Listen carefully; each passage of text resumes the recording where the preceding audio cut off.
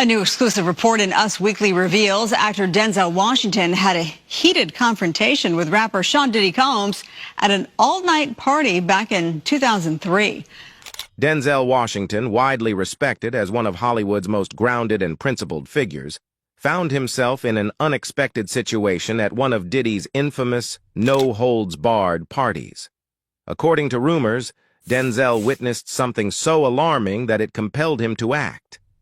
The internet is buzzing with speculation that Denzel didn't just leave quietly. He may have left with evidence. Now, with Diddy facing serious allegations, the question everyone's asking is, did Denzel share what he knows with the authorities? And what could he have possibly seen at these wild gatherings that rattled his famously calm demeanor? The tales surrounding Diddy's infamous parties have always been larger than life, filled with whispers of extravagance, decadence, and questionable activities. But when you pair the name Denzel Washington with these stories, the contrast couldn't be starker. It's well documented that Diddy's parties weren't your average celebrity gatherings. From fleets of luxury SUVs to multi-million-dollar setups, these events were showcases of opulence and indulgence. However, behind the glitz and glamour, darker narratives began to emerge. Attendees have described scenes that went far beyond typical revelry: drug use, manipulation, and even bizarrely intimate gatherings among partygoers. These tales have been whispered for years, but only recently have they gained a sharper focus as accusations against Diddy have become public. In this context, Denzel's appearance at one of Diddy's parties stands out. By all accounts, Denzel was not the type to attend such events often, preferring the company of close friends and family to Hollywood's wilder scenes. But on one occasion, he found himself in the midst of the chaos, reportedly at Diddy's 40th birthday party at the Plaza Hotel in New York. While the main event was full of industry elites, the after-party was where the real controversy brewed. Denzel was seen leaving early, his expression reportedly one of visible discomfort. Those who know Denzel suggest that this wasn't just about personal distaste, it was a moment of moral clarity for a man deeply grounded in faith and principles. Insiders claim that what Denzel witnessed at these parties went beyond the superficial glamour. Accounts of drug-laced drinks, coercion, and even secret recordings in private rooms paint a chilling picture of a world where boundaries were blurred and consent was allegedly compromised. Descriptions of freak-off rooms, where explicit and highly intimate activities unfolded, are a far cry from the innocent storytelling of party regulars like Jamie Foxx, who once described these gatherings in a light-hearted manner. Even Hollywood insiders, who are no strangers to excess, were allegedly caught off guard by some of the antics. Reports of cameras hidden in rooms, capturing moments for unknown purposes, added another layer of unease. One attendee described walking into a room filled with men lounging in a Romanesque manner, their interactions far too intimate for casual comfort. Others recounted bottles of champagne that weren't just for show, allegedly spiked to encourage uninhibited behavior among guests. For Denzel, these scenes were the antithesis of everything he stood for. He has often spoken about the importance of strong values and family structure, famously stating that issues in society often start in the home. His decision to leave Diddy's party early wasn't just an exit, it was a statement. Years later, this moment continues to fuel speculation about whether Denzel saw something that others chose to ignore. The details of what he saw remain unclear, but the incident sparked persistent rumors that Denzel left with critical evidence, possibly footage from those hidden cameras, and may have handed it over to federal authorities. This raises a haunting question. What could have been so unsettling that it compelled one of Hollywood's most respected figures to break his silence and potentially take action against one of the industry's biggest names? To fully grasp the magnitude of this rumored encounter, it's important to understand the stark contrast between the worlds of Denzel Washington and Sean Diddy Combs, two titans in their respective fields who couldn't be more different in their approach to life, fame, and legacy. Denzel is the epitome of a role model, His career is a masterclass in excellence and intentionality, with a reputation built on portraying characters with deep moral complexity, whether it's his unforgettable Malcolm X or the conflicted anti-hero in Training Day. Off-screen, Denzel is equally selective, living a life grounded in faith, family, and discretion. In a city that thrives on temptation and spectacle, he's charted a rare path of integrity and discipline. Diddy, on the other hand, built his empire in the fast-paced, high-stakes world of music, fashion, and nightlife. As the founder of Bad Boy Records and a central figure in hip-hop culture, Diddy's brand revolved around indulgence, power, and constant visibility. While he often spoke of his admiration for Denzel's values, calling him a role model for integrity, Diddy's own choices leaned heavily into the excesses of celebrity life. In the summer of 2003, the atmosphere at one of Diddy's legendary parties was electric, as always. The music blared, the drinks flowed freely, and the mansion was packed with celebrities indulging in the kind of excess Diddy's events were known for. His parties were the ultimate playground for the rich and famous, a world where boundaries seemed to blur and anything could happen. But on this particular night, something shifted, and the lavish spectacle took a darker turn. Among the crowd that evening was Denzel Washington, a man whose presence at such an event was unexpected. Known for his reserved nature and preference for family-focused gatherings, Denzel was hardly the type to revel in Hollywood's wild party scene. Yet, for reasons unknown, perhaps as a gesture of respect for Diddy, he found himself there. As the night wore on, the atmosphere became more chaotic, and whispers of unsettling behavior began to circulate. According to eyewitness accounts, it was at this point that Denzel witnessed something profoundly disturbing, something that directly challenged the principles he had built his life and career on. What exactly he saw remains unclear, but whatever it was enough to provoke a rare and explosive reaction from the usually composed star. Multiple sources recall Denzel confronting Diddy in a heated exchange that left the room in stunned silence. "You don't respect anyone," Denzel reportedly shouted, his voice cutting through the music and chatter. The words were sharp, direct, and filled with a rare anger that those present would not forget. Following the confrontation, Denzel didn't linger. He stormed out of the mansion with his wife Pauletta by his side, leaving behind the revelry and chaos. Those who saw him that night described him as visibly shaken, a stark contrast to his usual calm and collected demeanor. But the question remains, what exactly did Denzel witness that night? Was it the sheer decadence and reckless behavior that pushed him over the edge, or was it something far more troubling, something tied to the allegations of misconduct and abuse that would later come to haunt Diddy? Rumors have swirled for years that Diddy's parties were not just celebrations, but stages for exploitation, with hidden cameras reportedly capturing compromising footage of unsuspecting guests. Could Denzel have seen evidence of this darker side? What's more, speculation has grown that Denzel didn't just walk away from that party. He may have left with information that could prove pivotal in holding Diddy accountable.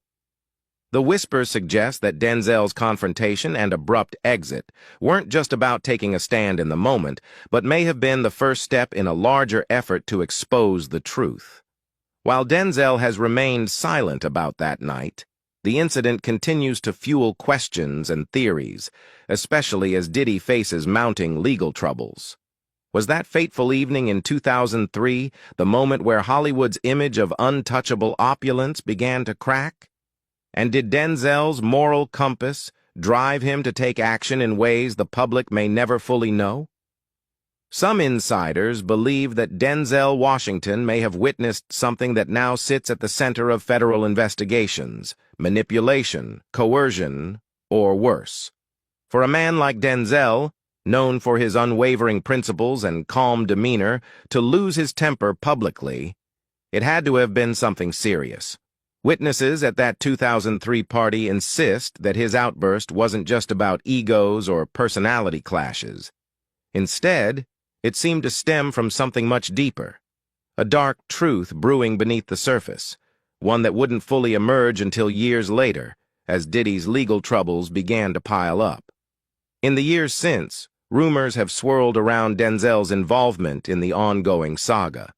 Whispers suggest that he may have left that party with more than just a bad taste in his mouth, possibly even evidence from that night. Some speculate that Denzel captured footage or was privy to recordings that could expose one of Hollywood's most powerful figures. But did he really hand over any evidence to federal authorities? Or are these rumors just the product of speculation and intrigue? To date, there's no concrete proof that such footage exists. No credible sources have confirmed its existence, and Denzel himself has remained silent on the matter. Yet, the rumors persist, fueled by Denzel's reputation as a man who doesn't turn a blind eye to wrongdoing.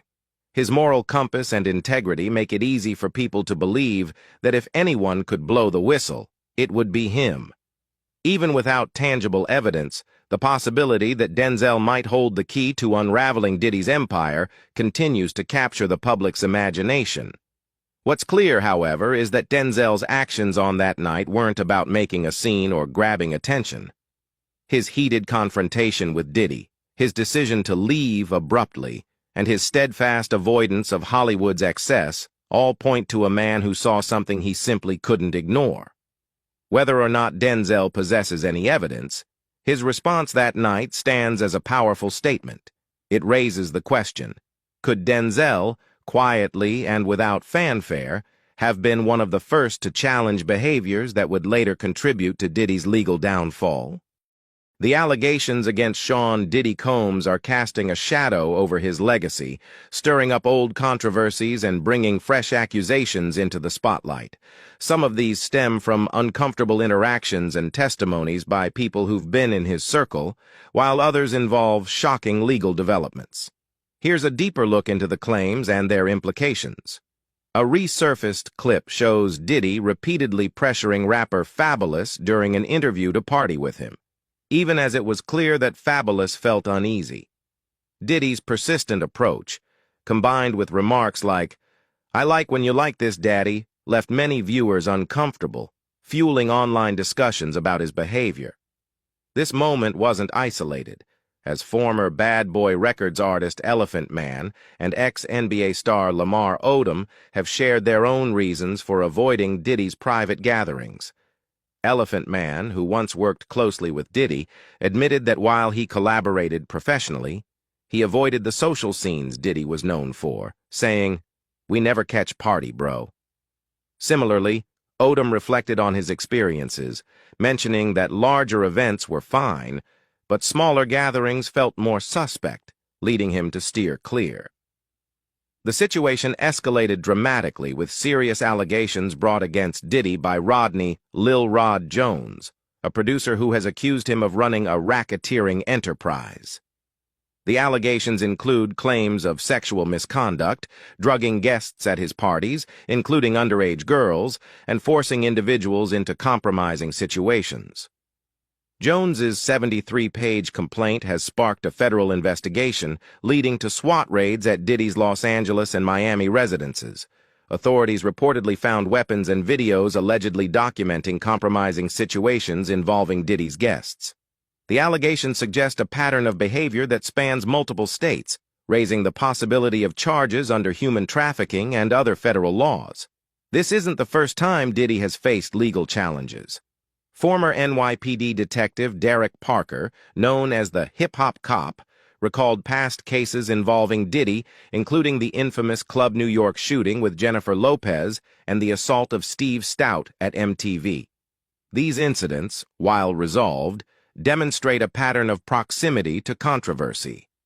Parker believes that the federal investigation, involving coordinated searches and the potential for charges across multiple jurisdictions, is a sign of a much bigger case. If the weapons found in Diddy's homes are linked to crimes, it could bolster the case against him, increasing the likelihood of an indictment. Defense attorneys for Sean Diddy Combs presented their case for bail for the third time on Friday last week, arguing before Judge Aaron Subramanian in an ongoing attempt to secure their client's release. The embattled music mogul, who has been detained at the Metropolitan Detention Center, MDC, in Brooklyn since September, faces a slew of federal charges. The prosecution continues to strongly oppose bail, citing alleged efforts by Combs to intimidate witnesses and influence potential jurors. During the hearing, defense lawyers reiterated their proposed bail package, one of the most stringent in recent memory: a $50 million bond, home confinement, no access to phones or the internet, 24/7 private security, and strict limits on visitors. Despite these measures, prosecutors argued that Combs's actions both before and during his incarceration make him unfit for release. Prosecutors presented evidence that while in custody, Combs has allegedly violated Bureau of Prisons rules. These violations reportedly include using unauthorized three-way phone calls, exploiting other inmates' phone access codes, and employing a third-party text messaging service. Authorities claim these communications were aimed at orchestrating a campaign to contact witnesses and potentially sway public opinion, including efforts to influence potential jurors. One notable incident highlighted was a social media campaign released by Combs's family on his birthday. The video featured family members offering him warm wishes during a monitored phone call, a move prosecutors allege was calculated to garner public sympathy and bias jurors. They argued that Combs had actively orchestrated this campaign, underscoring their concerns about his ability to adhere to court-imposed restrictions if released. Combs's defense team countered these allegations, claiming that prosecutors have exaggerated the significance of the communications and that the proposed bail package sufficiently mitigates any risk of flight or witness tampering. They also accused the government of unfairly targeting Combs during a recent sweep for contraband at the MDC. According to the defense, an investigator from the BOP took photos of materials in Combs' unit, including notepads potentially containing attorney-client privileged information. Judge Subramanian ruled that the prosecution must destroy 19 pages of these materials and cannot use them as evidence in their bail argument. However, he deferred ruling on whether the alleged violation of privilege could result in broader consequences, such as dismissing the indictment or removing the prosecution team. Combs faces allegations dating back to 2008, with prosecutors asserting that he operated a criminal enterprise involving coercion, threats, and violence to facilitate sexual acts, including instances involving male sex workers.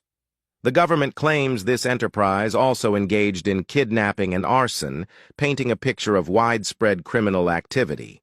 The hearing marked the first time Judge Subramanian addressed the bail issue since taking over the case. Observers noted a shift in tone, suggesting the judge may be more open to considering the defense's arguments. With Thanksgiving approaching, the timing of the hearing raises questions about whether Combs could be released in the coming days.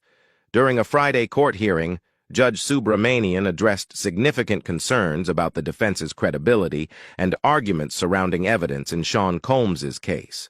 A key issue arose regarding the legal pads seized during a search at the Metropolitan Detention Center. Defense attorneys argued that these pads, labeled legal on their covers, were privileged materials off limits to prosecutors. However, the judge noted discrepancies in the evidence.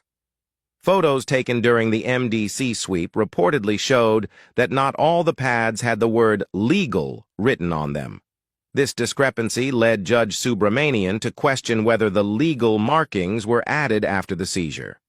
When pressed, one of Combs's attorneys, Mark Agnafilo, admitted uncertainty about when the legal label was written.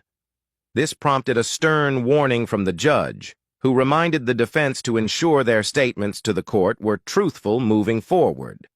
A rocky start to the proceedings.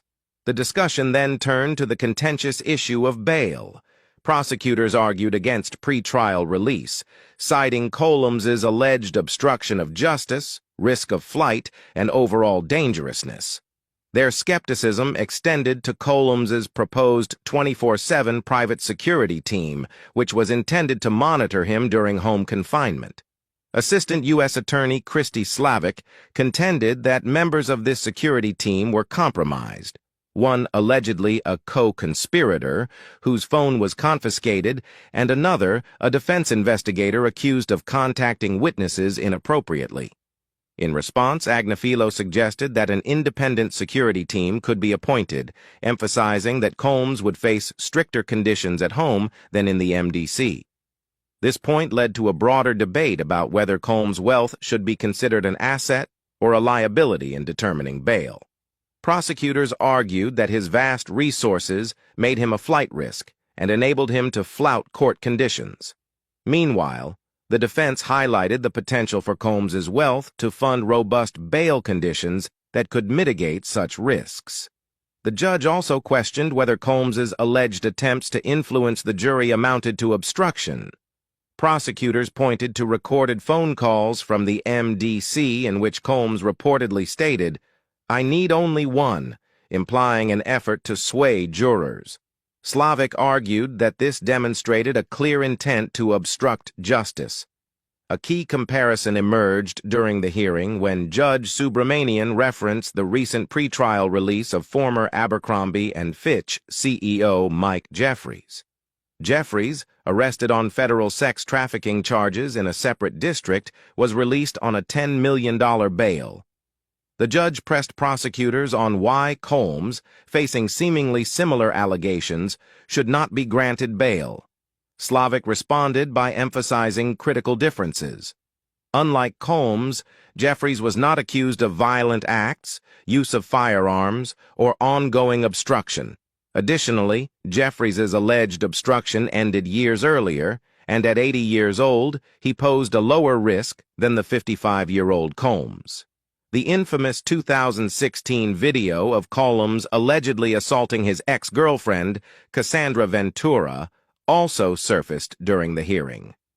Prosecutors presented the footage as evidence of Combs' dangerousness, describing how it showed him shoving, kicking, and dragging Ventura in a hotel hallway. While the defense questioned the video's authenticity, claiming CNN might have edited it, prosecutors argued there was no real dispute over what occurred. They noted that Combs publicly apologized for the incident shortly after the video's release. The judge also reviewed text messages between Combs and Victim 1, believed to be Ventura. Prosecutors cited these messages as evidence of physical abuse and non-consensual acts. Regarding accusations of obstruction, Combs' co-counsel, Alexander Shapiro, argued that her client's actions, including social media posts, were protected under the First Amendment. She highlighted that Combs was exercising his right to defend himself against widespread negative media coverage. Judge Subramanian questioned why Combs felt the need to communicate through third parties instead of letting his legal team represent his interests. Shapiro responded that lawyers are not typically tasked with managing public narratives, although they were willing to address this moving forward. The prosecution, led by Assistant U.S. Attorney Slavic, countered these defenses, highlighting instances where Combs allegedly ignored legal advice, including initiating a social media campaign around his birthday despite objections. Slavic also underscored Combs' alleged direct contact with a witness involved in the case, which violated standard conduct guidelines. The prosecution suggested that these behaviors demonstrate Combs' disregard for authority, noting his alleged sharing of prison phone codes, a violation of Bureau of Prisons policies. Slavic warned that if Combs cannot adhere to rules while incarcerated, there's little assurance he would comply with court-ordered conditions if released. As discussions turned to the logistics of potential home confinement, Agnifilo proposed Miami as a location but admitted that the residence had a dock, albeit without a boat. Judge Subramanian dismissed this option, stating it was unsuitable. Instead, Agnifilo suggested an Upper East Side apartment in New York, secured with 2 guards stationed inside, another downstairs, and restricted access to phones and the internet, limited solely to communications with legal counsel. Agnifilo assured the court that Combs would avoid any interaction with witnesses or individuals connected to the case. Despite this, representatives from pretrial services supported the prosecution's stance, expressing concerns that bail conditions would be insufficient to ensure compliance or mitigate risks posed by Combs. They admitted, however, that using private guards was an unprecedented approach, leaving room for judicial discretion. In their latest filings, the defense referenced the precedent of United States versus Donald Trump, arguing that Combs, as a criminal defendant presumed innocent, retains a heightened constitutional right to free speech. Shapiro maintained that Combs's statements did not target witnesses, discredit testimony, or release confidential evidence, insisting that his speech was not obstructive, but rather a legitimate attempt to counteract reputational damage. She criticized the government for allegedly seeking to silence Combs while engaging in their own public narrative against him. The prosecution, in turn, reiterated their view that Combs's history of obstructive and violent behavior demonstrated a clear danger to the community, as outlined under the Bail Reform Act.